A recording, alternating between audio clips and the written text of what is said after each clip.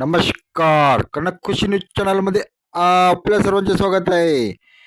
आज कनक खुशी न्यूज चॅनलवर आपण लेखिका, कवयित्री हे दोन्ही रूप असणाऱ्या डॉक्टर माया पराते यांची मुलाखत बघणार आहोत. आपण जर कनक खुशी न्यूज चॅनलवर नवीन असाल तर कनक खुशी न्यूज चॅनलला सबस्क्राईब करायला विसरू नका. कनक खुशी न्यूज चॅनलवर नियमित बातम्या आणि लेखक लेखिका यांच्या मुलाखतीसुद्धा प्रसिद्ध होतात.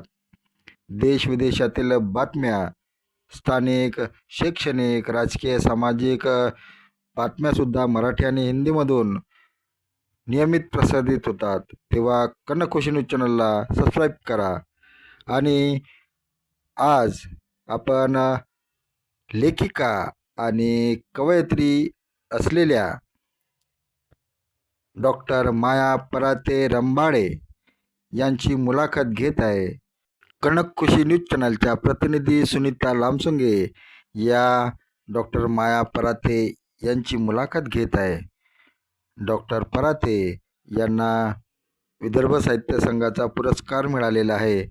त्यांची विविध लेख आणि कविता या प्रसिद्ध झालेल्या आहे. तर बघूया सविस्तरपणे डॉक्टर माया पराते रंबाडे यांची मुलाखत कनक खुशी न्यूज चॅनलवर. आज पुस्तकांचा संग्रह बघून तुम्हाला काय वाटतं? छान वाटतं. लेखन करतो आहे तर पुस्तकं पाहायला नक्कीच आवडतात.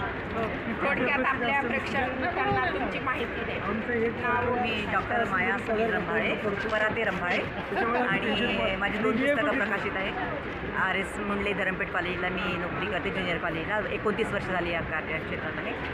आणि संत कवयित्रींची भावकविता म्हणून समीक्षा ग्रंथ प्रसिद्ध झालेला आहे प्रकाशित. आणि शब्दमोहर नावाचा काव्यसंग्रह झालेला आहे.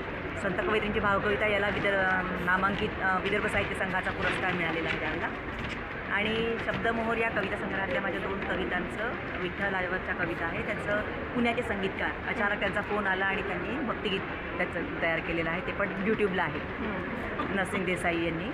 आणि साहित्याची, लेखनाची, वाचनाची आवड आहे, त्यामुळे सतत लेखन, विविध मासिकांना, वृत्तपत्रांना लेखन करते वेगवेगळ्या विषयांवर. विशेषप्रमाणे समीक्षा लेखन माझं जास्त प्रसिद्ध आहे.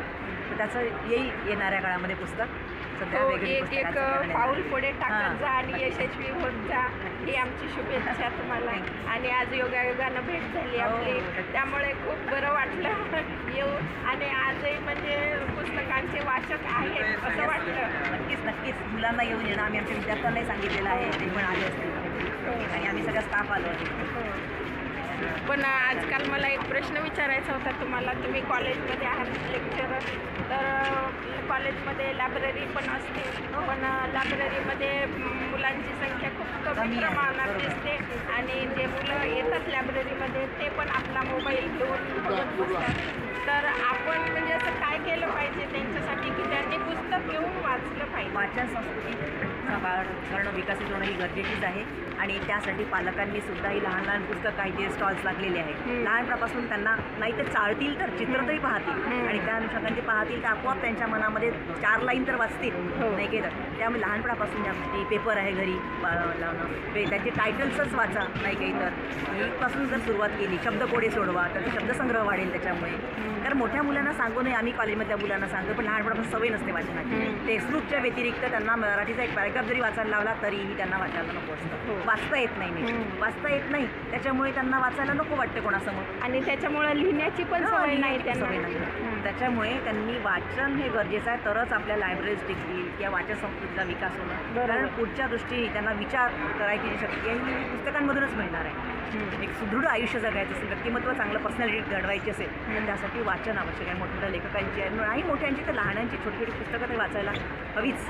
आजकाल डिजिटल पुस्तकं आलेली आहेत. मुलांना एका जागेवर बसणं कठीण होतं, परंतु त्यापेक्षा हातामध्ये पुस्तक घेऊन वाचणं हे खूप आनंददायी असतं आणि नक्कीच ते अक्षर डोळ्यासमोर नेहमी फिरत राहतात. त्यावेळी शुद्धलेखन सुधारतं त्यांचं, है ना, वाक्यरचना सुधारते आणि या सगळ्यांचा परिणाम त्यांच्या पुढच्या आयुष्यावर होतो.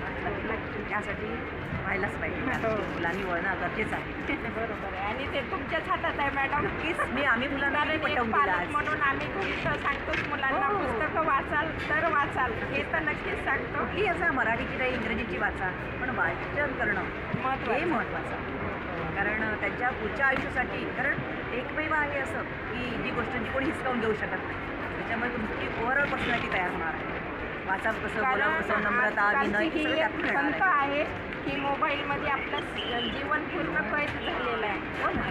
जर पुस्तक वाचतील ते तर त्यांच्या डोक्यामध्ये विचार राहतील, त्यांचे पुढचे जे आयुष्यात जे काही करायचं आहे त्यांना ते त्यांचे विचार राहतील आणि ते विचार चांगले सुविचार ते कोणी चोरी करू शकणार नाही आणि ते कोणत्याही अडीअडचणीत असले तरी ते स्वतःला सांभाळू शकतील. त्यातनं मार्गदर्शकच आहे, गुरु म्हणतात त्याला पुस्तकांना म्हणूनच. हो, पण म्हणूनच चांगली गुरु पुस्तकं नक्कीच इतकी चांगली पुस्तकं आहे, परंतु लायब्ररीत राहून आम्ही त्याच्यावरती धूळ सुद्धा झटकली जात नाही. मुलं लायब्ररीत आले तरी आपले टेक्स्टबुक वाचतात थोड्या वेळ आणि निघून जातात, किंवा गप्पा गोष्टी करतील, गार्डनमध्ये बसतील, परंतु पुस्तकं वाचणं म्हणजे हा फार एक त्यांना चिंतेचा विषय आहे विषय आहे. मॅडम. त्यावर खूप मोठं म्हणजे असा व्हायला. मोठा इंटरव्ह्यू घ्यावा लागणार चिंतन आहे. व्हायलाच हवं त्याचं. आणि विशेषतः याला आम्ही तर ज्युनियर कॉलेजच्या विद्यार्थ्यांना शिकवतो, घडून आलेली मुलं आहे, परंतु लहान मुलांना लहानपणापासून छोटे एक खर्च कमी करून ही पुस्तकाची सवय त्यांना लावणं फार गरजेचं आहे. फार गरजेचं. बरोबर आहे. डिजिटल पुस्तकांपेक्षा जसं अन्न हे वस्त्र जास्त. निवारा आवश्यक आहे तसं आता मोबाईल. पुस्तक Yes, सुद्धा yes. आवश्यक आहे.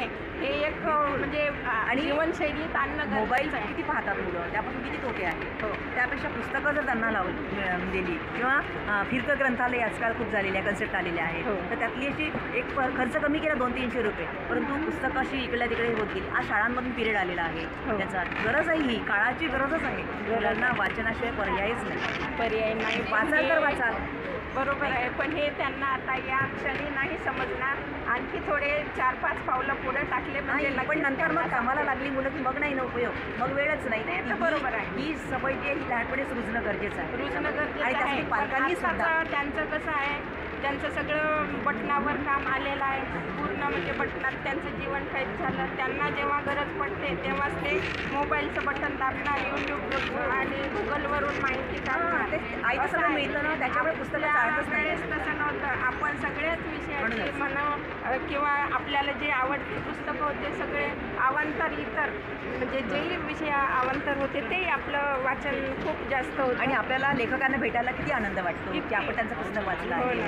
हो. पण मला आठवतं माझ्या वडील दरवर्षी लहान असताना म्हणजे लायब्ररी उन्हाळ्यामध्ये दरवर्षी लायब्ररी लावून द्यायची. हो, हो. स्वतःही वाचायची आणि मी पण खूप पुस्तकं वाचली आहेत सुट्टीमध्ये एक सुट्ट्यांमध्ये. हो चालेल. सुट्टीमध्ये रोज एक पुस्तक आमच्या पण वाचलंच शाळेमध्ये पाहिजे. एक कार्यक्रम असं. असायचा. आता सुट्ट्या लागणार आहे उन्हाळ्याच्या, तर सगळ्यांना लायब्ररीमधून एक एक पुस्तक दिल्या जायचं आणि मग सुट्ट्या संपल्या की मग ते पुस्तकं जमा व्हायचे. पण मग तुम्ही उन्हाळ्याच्या सुट्टीमध्ये पूर्ण पुस्तक वाचलं का?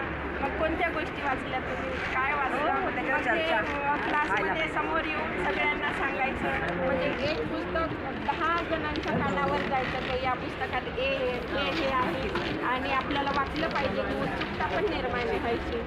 तर तसं आता काही तसं दिसत नाही मला.